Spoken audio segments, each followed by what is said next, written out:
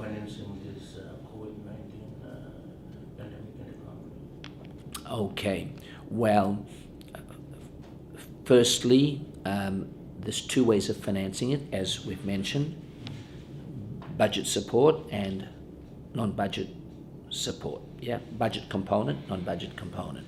So we have a 500 million, which we've announced, and we're now working towards detailing that. The first initial funding for C19 was a cabinet submission and a cabinet decision to fund 45.5 million kina, of which 23 million, or half of that, has been released.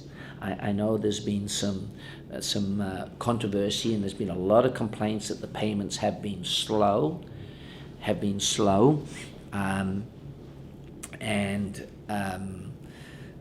To explain, and I notice some of my colleague ministers have all been expert treasurers and finance ministers commenting on it. But the situation is this, and the main issue, and I think our country's heard enough about it, and I didn't want to come in unless I had to, but now that you've asked me,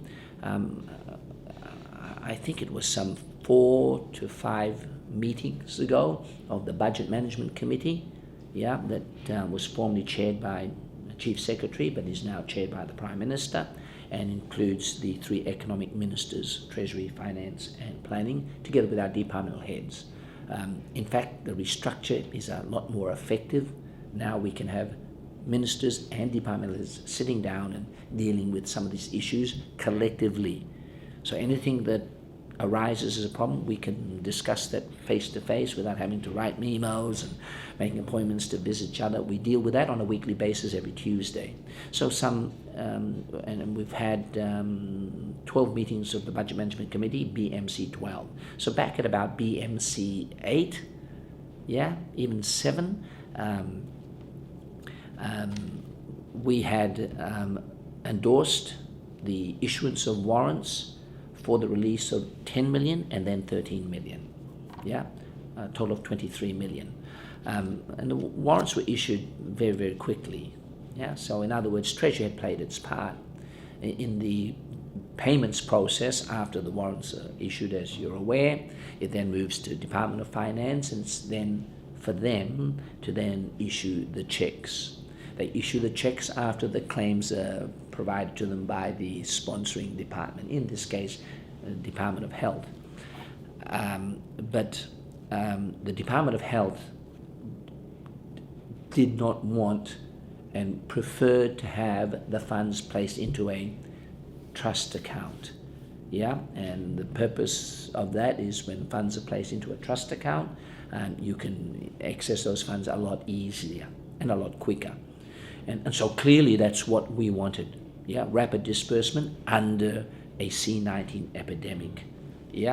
So obviously the entire cabinet supported that, but from the Treasury portfolio's perspective, and from finance, and if I could speak on behalf of my colleague, Finance Minister, whilst we wanted rapid disbursements, given the background of some of the things that have happened within the Department of Health and just generally wider, we wanted to ensure that when we talked about rapid disbursements, at the same breath, we want to talk about rapid acquittals, to send a very clear signal that we don't have a bottomless pit of money sitting out there for C19 that might be misused.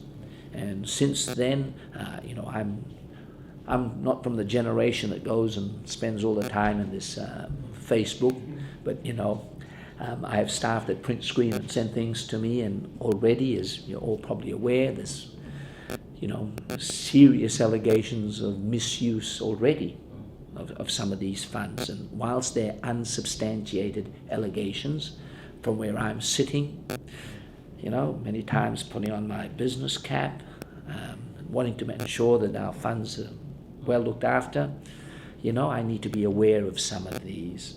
So that was the message that we wanted to send out there, especially given the hard work that my department in Treasury, the hard work that Finance do in trying to source these funds. The last thing I want is that the funds that the multilaterals are giving to our country to be used to help our people in the C-19 pandemic is used for that purpose and none other. So, quite frankly, I'm happy to share this with our people. Sitting down in some of our budget management committee meetings, I'm advised by staff, when for example, the 10 million kina was released, all of a sudden they're counting a whole number of and large numbers of vehicles being hired immediately. Now, I don't want to interfere here. I'm sure in such a pandemic, we won't have enough resources in each department. There's times when we need to hire cars. I'm happy to do that. We're hearing all sorts of noise about media contracts being issued out, to various elements in our community.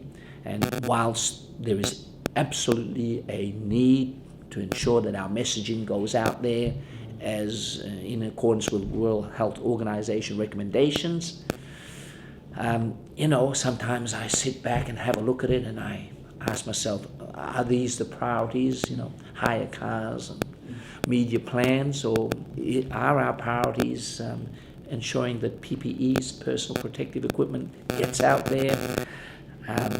Isn't it our priority that testing kits get out there, especially when we're hearing, and the provinces, our provincial health authorities, and those behind and in the front line of C-19 are not receiving it?